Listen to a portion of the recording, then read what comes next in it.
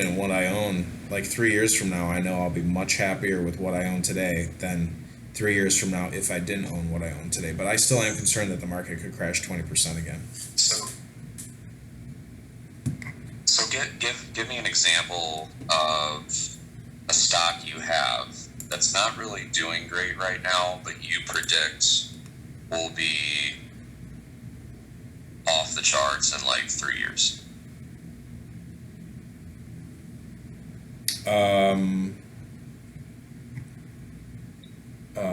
RLGY, Rheology. And why is that? Because they're no different than Redfin. They're just refusing to become a Redfin.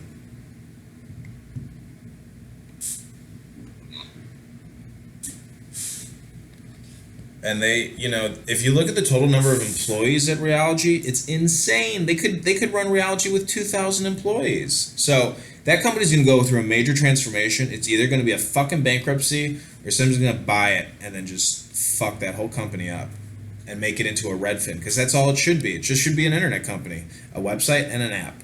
That's it. That's all coldwellbanker.com should be. Yep. They shouldn't have these franchises, and they shouldn't be trying to recruit people to become real estate agents. They should just be a Redfin. They should have full-time real estate agents in every major city working for coldwellbanker.com. And you want to buy a house, you can fucking do it all through the app and our website. Either or, you choose. You want to sell your house, you can do it through the app or through our website. You choose. If they did that, that company would become a $10 billion company instead of a $600 million company. I mean, it would have to be everything. Like, maybe they could get a loan through the app too. Absolutely. There'll be a mortgage company too. They already have a title company. So to do the mortgage thing, they could just acquire an online mortgage provider. I mean, there's only a few of those. But anyways, I'm just saying, if you want one stock suggestion, it's RLGY, because that thing's going to go back up to 10. It's just a question of when. Their next earnings release coming out. It could be bad again, but either way, that's because they're refusing to do transformation. They're refusing to launch their new version of their company. Yeah. They'll have to adjust, especially now. This is not only is it the time to adjust, but it's mandatory to adjust your business model, and everything's going online. If they refuse to totally go online, they'll fucking eventually have to file bankruptcy. Yeah, no, I hear you. I think all the executives, they would be like, yeah, we totally agree. Totally agree with you. You know what I'm saying? The executives there, they don't want to change the company because they're already making great money. They're like, yo, fuck it, let's keep these 30,000 these 30,000 employees. Fuck it. They're like, I don't want to change shit. We're making a bunch of money and the stock is still at 7. We don't give a fuck. They don't have any incentive to change it. They don't, because they'd have to fire so many people and take a pay cut themselves probably, or sell the company or something, They could sell that company to Redfin, and Redfin would become a real estate brokerage powerhouse in America. They would literally become a nationwide real estate firm overnight if Redfin bought out Coldwell Banker. It would be such an incredible acquisition. It would be unreal.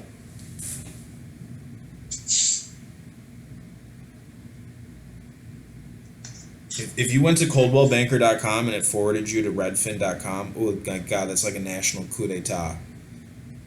All those brokers would have to start logging in to Redfin and being like, okay, fuck.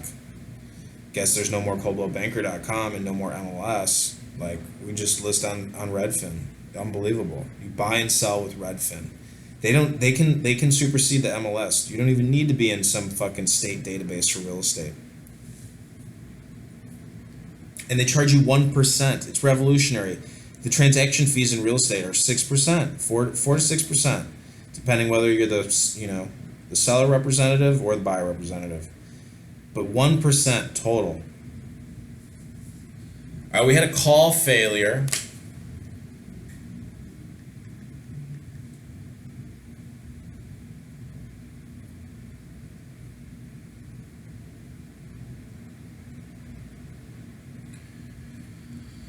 If he calls back, we'll see. If not, it's been fun, Mr. Anonymous.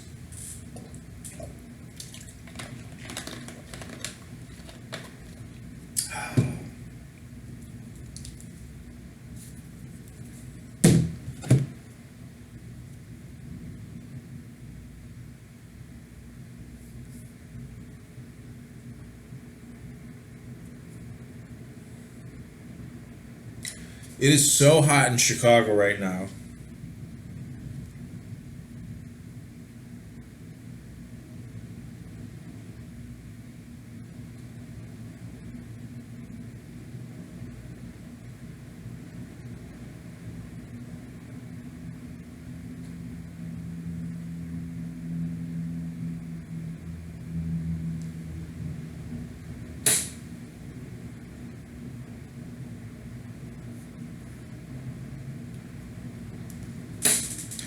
Ladies and gentlemen of the jury, we are going to continue reading. I feel maybe like this is a good break time. We should stop reading from this book. Because otherwise you might get spilt milk. Spiltmilk.com. I don't know if you can see these photos. That's me and Lino Vino. An Israeli girl. A former tank commander in the Mossad Israeli army. In the infantry defense forces of Israel. Alright, we're going to try to call my cousin. See what his crazy ass is doing on a Sunday. See how he's living. Whether he's living large or living like a dodo bird.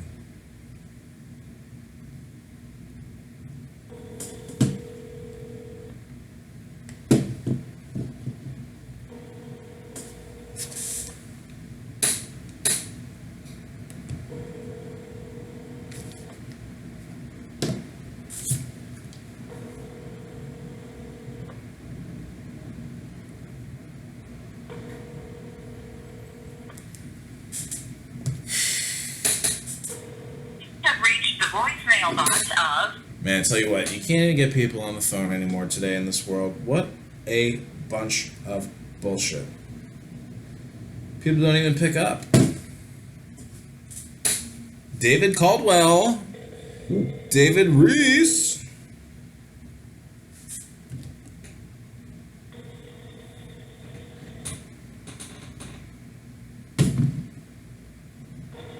That guy ain't gonna pick up neither.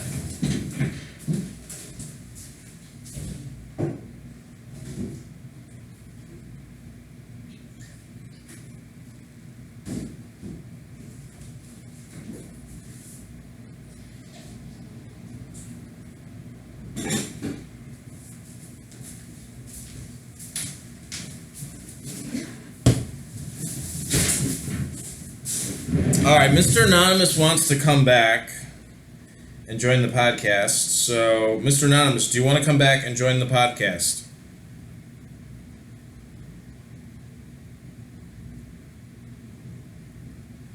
Mr. Anonymous, do you want to come back and join the podcast on Facebook Live with Jean-Michel Basquiat?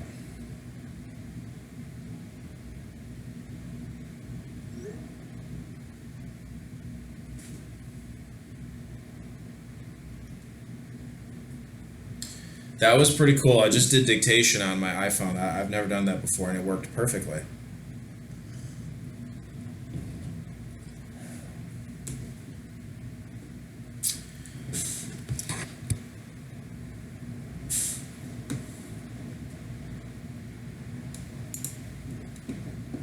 We are still recording on YouTube the history of Russia, parts 1 through 5.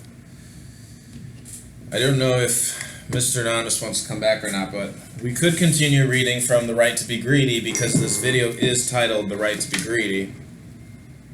Taking a coffee break. He's taking a coffee break. So this is a good time to shout out to our sponsor. That's marijuanabusiness.com. Go to www.marijuanabusiness.com. This is an audiobook recording for audioteachers.com. That's www.audioteachers.com. Thanks for listening, everybody. We appreciate you being live with us. Thank you so much. Please comment if you're